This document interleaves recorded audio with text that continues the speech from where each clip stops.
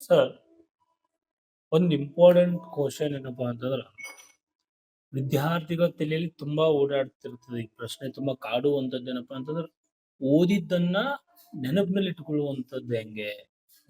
ಓದಿದ್ದೆಲ್ಲವನ್ನ ಸಂಪೂರ್ಣವಾಗಿ ನೆನಪಿನಲ್ಲಿ ಉಳಿಬೇಕು. ಅದಕ್ ಮಾಡಬೇಕಾಗಿದ್ದೇನು ಅಂತ. ಓದಿದ್ದನ್ನ ನೆನಪಿಟ್ಟುಕೊಳ್ಳೋದು ಇದು ಎಲ್ಲ 100% ನಮ್ಮ ಮನಸ್ಸಿಗೆ ಸಂಬಂಧಪಟ್ಟಂಥದ್ದು. ಓದಬೇಕಾದ್ರೆ ಕೆಲವೊಂದನ್ನ ನಾವು ಆ ಮೊದಲಿಗೆ ಸರಿಪಡಿಸ್ಕೋಬೇಕು. ಫಸ್ಟು ಏಕಾಗ್ರತೆ. ಹ್ಮ್. ಯಾರಿಗೆ ಏಕಾಗ್ರತೆ ಇರುತ್ತದೆ ಅವರು ಓದಿ ಸರಳವಾಗಿ ಓದಿ ನೆನಪಿಡ್ಕೋಬಹುದು. ಓದಿದ್ದು ನೆನಪಿನಲ್ಲಿ ಇರಕ್ಕೆ ಸಾಧ್ಯ ಆಗ್ತದೆ. ಇನ್ನು ಒಂದು, ನಾನು ಎಲ್ಲಕ್ಕಿಂತ ಹುಷಾರಿದ್ದೀನಿ, ಇಂಟೆಲಿಜೆಂಟ್ ಅನ್ನೋದನ್ನ ಅವರು ಮೊದಲು ತಮ್ಮ ಒಂದು ಮನಸ್ಸಿನಲ್ಲಿ ಇರ್ಬೇಕು. ನಾನು ಓದಿದ್ದು ಈ ವಿಷಯ ನನಗೆ ನೆನಪಿಡಕ್ ಸಾಧ್ಯ ಇಲ್ಲ, ಇದು ಬಹಳಷ್ಟು ಕಠಿಣವಾದದ್ದು ಅನ್ನೋದನ್ನ ಬಿಡಬೇಕು. ಅದು ಇರಬಾರ್ದು. ಅದರ ಬದಲಿ ಚೆನ್ನಾಗಿ ಓದಿ ನೆನ್ಪಿಟ್ಕೋಬಹುದು, ಇದನ್ನು ಸರಳ ಮಾಡ್ಕೊಂಡು ಓದ್ತೀನಿ ಅನ್ನೋದನ್ನ ನೆನ್ಪಿಟ್ಕೋಬೇಕು. ಅದೇ ಸರಳ ಮಾಡ್ಕೊಂಡು ಓದುವಂಥದ್ದು ಹೆಂಗೆ ಅಂತ. ಅದೇ ಸರಳ ಮಾಡ್ಕೊಂಡು ಓದ್ಬೇಕಂದ್ರೆ ಮೊದಲು ಅರ್ಥ ಮಾಡ್ಕೋಬೇಕು. ಯಾವುದೇ ಇದ್ರೂ ಕೂಡ ಅರ್ಥ ಮಾಡ್ಕೋಬೇಕು. ಅರ್ಥ ಮಾಡ್ಕೊಳ್ಳಾರ್ದೆ ಓದಿದ್ರೆ ನಮಗ್ ನೆನಪಿನಲ್ಲಿ ಇಟ್ಕೊಳಕ್ ಸಾಧ್ಯ ಆಗಲ್ಲ. ಅದು ತುಂಬಾ ದಿನಗಳವರೆಗೆ ನೆನಪಿಡಕ್ಕೆ ಬರಲ್ಲ. ಅದಕ್ ನಾವು ಸರಳ ಮಾಡ್ಕೋಬೇಕಂತಂದ್ರ ಮೊದಲು ಅದನ್ನ ಪ್ರತಿಯೊಂದು ಶಬ್ದದ ಅರ್ಥ ತಿಳ್ಕೊಬೇಕು. ಪ್ರತಿಯೊಂದು ಶಬ್ದದ ಅರ್ಥ ತಿಳ್ಕೊಂಡೇ ಓದ್ಬೇಕು. ಹಾಗೆ ಓದಿದ್ರೆ ಏನು ನೆನಪಿಡಕ್ ಆಗಲ್ಲ. ಅದಕ್ಕೆ ಪ್ರತಿಯೊಂದು ಶಬ್ದದ ಅರ್ಥ ತಿಳ್ಕೊಂಡು ಪ್ರತಿಯೊಂದು ಸೆಂಟೆನ್ಸ್ ಅನ್ನ ಅರ್ಥ ಮಾಡ್ಕೊಂಡು ಓದುವುದನ್ನ ರೂಢಿ ಮಾಡ್ಬೇಕು.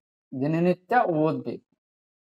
ಅದೇ ರೀತಿ ನಿಧಾನವಾಗಿ ಓದುವಾಗ ಪ್ರಾರಂಭದಲ್ಲಿ ಏನು ಹೊಸ ವಿಷಯ ಇರುತ್ತದೆ, ಹೊಸ ಪಾಠಗಳಿರ್ತವೆ, ಅದು ಅವಾಗ ಓದುವಾಗ ನಿಧಾನವಾಗಿ ತಿಳ್ಕೊಂಡು ಓದ್ಬೇಕು ಮೊದಲಿಗೆ ಓದುವಾಗ. ಆ ನಂತರ ಅದು ತಿಳಿದ ಮೇಲೆ ಸ್ವಲ್ಪ ನಿಧಾನವಾಗಿ ಅದನ್ನ ವೇಗವನ್ನ ಹೆಚ್ಚಿಸಬಹುದು.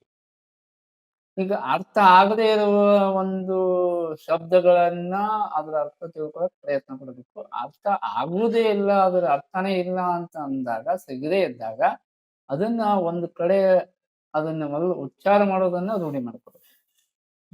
ಉಚ್ಚಾರ ಮಾಡೋದನ್ನ ರೂಢಿ ಮಾಡಿಕೊಂಡು ಅದನ್ನ ಉಚ್ಚಾರ ಮಾಡಿ ಮಾಡಿ ನಿರಂತರವಾಗಿ ಪ್ರಯತ್ನ ಪಟ್ಟು ಆ ನಂತರ ಅದ ಓದಿ ನೆನಪಿನಲ್ಲಿ ಇಟ್ಕೋಬಹುದು. ಈಗ ತುಂಬಾ ದೊಡ್ಡ ಶಬ್ದಗಳು ಇದ್ರೆ ಹೆಸರುಗಳಿರ್ತಾವ, ಅವುಗಳನ್ನ ಅವುಗಳನ್ನ ಬ್ರೇಕ್ ಮಾಡಿ ಅಥವಾ ಒಡೆದು ಓದ್ಬೇಕು. ಈ ಉದಾಹರಣೆಗೆ ಸಿರಾಜುದ್ದೌಲ್ ಅಥವಾ ಶೂಜುದ್ದೌಲ್, ಶೂಜುದ್ದೌಲ್ ಈ ರೀತಿ ಒಡೆದು ಓದುವುದನ್ನ ರೂಢಿ ಮಾಡ್ಕೊಂಡು ಅದನ್ನ ಉಚ್ಚಾರ ಮಾಡೋದನ್ನ ರೂಢಿ ಮಾಡ್ಕೊಂಡ್ಮೇಲೆ ಅದನ್ನ ಓದಿ ನೆನಪಿಟ್ಕೋಬೇಕಾಗ್ತದೆ. ಅವಾಗ ನೆನಪಿಡೋಕೆ ಸಾಧ್ಯ ಅದ. ಅದಾದ್ಮೇಲೆ ಇನ್ನು ಇಸ್ವಿಗಳನ್ನ ನೆನಪಿಟ್ಕೋಬೇಕಂದ್ರೆ ಅದನ್ನ ಕಾಲಾನುಕ್ರಮದಲ್ಲಿ ಬರೆದು ಒಂದು ಕಡೆ ಬರೆದಿಟ್ಟು ಅದನ್ನ ದಿನನಿತ್ಯ ಓದುವುದನ್ನ ರೂಢಿ ಮಾಡ್ಬೇಕು. ಒಂದೇ ಸಲ, ಬಹಳ ಸಲ ಓದುವುದು ಅವಶ್ಯಕತೆ ಇಲ್ಲ. ಒಂದೇ ಸಲ ಅವುಗಳನ್ನ ಕಾಲಾನುಕ್ರಮದಲ್ಲಿ ಬರೆದು ಓದುವುದನ್ನ ರೂಢಿ ಮಾಡ್ಕೊಂಡ್ರೆ ಅದು ನೆನಪಿನಲ್ಲಿ ಇಡಕ್ಕೆ ಸಾಧ್ಯ ಆಗ್ತದೆ. ಇನ್ನು ಓದಿದ್ದನ್ನ ನೆನಪಿನಲ್ಲಿ ಇಡ್ಬೇಕಂತಂದ್ರೆ ಇನ್ನೊಂದು, ಓದಿದ್ದನ್ನ ಅರ್ಥನೂ ಆಯ್ತು, ಎಲ್ಲಾನು ಆಯ್ತು. ಅರ್ಥ ಆಗಿದ್ದು ಮೆದುಳಲ್ಲಿ ಅದ ಅಂತ ಅನ್ಕೊಂಡಾಗ ಅದನ್ನ ದಿನನಿತ್ಯ ಅಥವಾ 2 ದಿನಗಳವರೆಗೆ ಆದ ನಂತರ ಅಥವಾ 4 ದಿನಗಳಿಗೊಮ್ಮೆ ಆದ್ರೂ ಅದನ್ನ ನೆನಪಿಗೆ ತಂದುಕೊಳ್ಳೋದು ತುಂಬಾ ಅವಶ್ಯಕ. ರಿವಿಷನ್ ಅಥವಾ ಮೆಮೊರೈಸಿಂಗ್ ಅಂತ ಕರಿತೀವಿ. ರಿವಿಷನ್ ಅನ್ನೋಕ್ಕಿಂತ ಮೆಮೊರೈಸಿಂಗ್, ಓದುದಲ್ಲ, ಮತ್ತೊಮ್ಮೆ ಓದುದಲ್ಲ, ಓದಿದ್ದನ್ನ ನಾವು ನೋಡ್ಲಾರ್ದೆ ಅದನ್ನ ಹೇಳೋದು ಅಥವಾ ನೆನಪಿಗೆ ತಂದುಕೊಳ್ಳೋದು. ಹೇಳಬೇಕಂತಿಲ್ಲ, ನಮ್ಮ ಕಣ್ ಮುಂದೆ ಅದು ಬರ್ಬೇಕು. ಆ ರೀತಿ ಓದಿದ್ರೆ ಅದು ಫೋಟೋಗ್ರಾಫಿಕ್ ಮೆಮರಿ ಆಗ್ತದೆ. ಆ ಫೋಟೋಗ್ರಾಫಿಕ್ ಮೆಮರಿ ಅನ್ನೋದು ಎಲ್ಲಾ ಮೆಮರಿಯಲ್ಲಿ ಶ್ರೇಷ್ಠವಾದಂತದ್ದು ಮೆಮರಿ ಅಂತಂದ್ರೆ ಫೋಟೋಗ್ರಾಫಿಕ್ ಮೆಮರಿ. ಹ್ಮ್ ಏನು ಓದಿರ್ತೀವಿ ಅದರದೇ ಒಂದು ಕಾಪಿ, ಫೋಟೋದ್ದು ಒಂದು ಕಾಪಿ ನಮ್ಮ ಮೈಂಡ್ ಒಳಗ ಮೈಂಡ್ ಒಳಗ್ ಅಥವಾ ನಮ್ಮ ಮೆದುಳಿನಲ್ಲಿ ಅದು ಮೂಡಿರ್ತದೆ. ಆ ರೀತಿ ಮಾಡ್ಕೋಬೇಕಂದ್ರ ಸರಿಯಾಗಿ ತಿಳ್ಕೊಂಡು ಓದ್ಬೇಕು. ಆ ಆ ನಂತರ ನೆನಪಿಗೆ ತಂದ್ಕೋಬೇಕು. ಅದು ಮಾಡಿದಾಗ ಅದು ಫೋಟೋಗ್ರಾಫಿಕ್ ಮೆಮರಿ ಆಗಿ ಬದಲಾವಣೆ ಆಗಕ್ಕೆ ಸಾಧ್ಯ ಆಗ್ತದೆ. ಈ ರೀತಿ ಮಾಡಿ ಓದಿದ್ರೆ ಸರಿಯಾಗಿ ನೆನಪಿಟ್ಕೊಳ್ಳಕ್ ಸಾಧ್ಯ. ಸರ್ ಇನ್ನೊಂದು ಕ್ವಶನ್ ನಿಮ್ಗೆ ಹೇಳ್ಬೇಕಪ್ಪ ಅಂತಂದ್ರ, ಈಗ ಎಷ್ಟೋ ವಿದ್ಯಾರ್ಥಿಗಳು ಇದನ್ನ ಫೇಸ್ ಮಾಡ್ತಿರ್ತಾರ. ಇದು ನನ್ನ ಕೈಯಿಂದ ಆಗಲ್ಲ, ಹೌದು. ಅಥವಾ ನನ್ನ ಕೆಪಾಸಿಟಿ ಅಷ್ಟಿಲ್ಲ, ನನ್ನ ಸಾಮರ್ಥ್ಯ ಅಷ್ಟಿಲ್ಲ, ನಾನ್ ದಡ್ಡ ಅನ್ನುವಂಥದ್ದು ಫೀಲಿಂಗ್ ಮಾಡ್ತಿರ್ತಾರ. ಸೊಸೈಟಿ, ಸಮಾಜ, ಸ್ನೇಹಿತರು, ಶಿಕ್ಷಕರು ಎಸ್ಪೆಷಲಿ ಆಗಿ ಅದನ್ನ ಆ ತರ ಕರೆದು ಬಿಟ್ಟು ಅದನ್ನ ಒಪ್ಕೊಂಡ್ ಬಿಟ್ಟಿರ್ತಾನೆ ತಾನೆ. ಹೌದು ನಾನು ದಡ್ಡ, ಇದು ನನ್ಗೆ ಮಾಡಕ್ ಆಗಲ್ಲ ಅನ್ನೋ ಅಷ್ಟಕ್ಕೆ ಹೋಗಿರ್ತಾರ ಅವರು. ಸೊ ಅಂಥವ್ರಿಗೆ ಏನ್ ಹೇಳಕ್ ಇಷ್ಟಪಡ್ತಿರ್ತಾವ?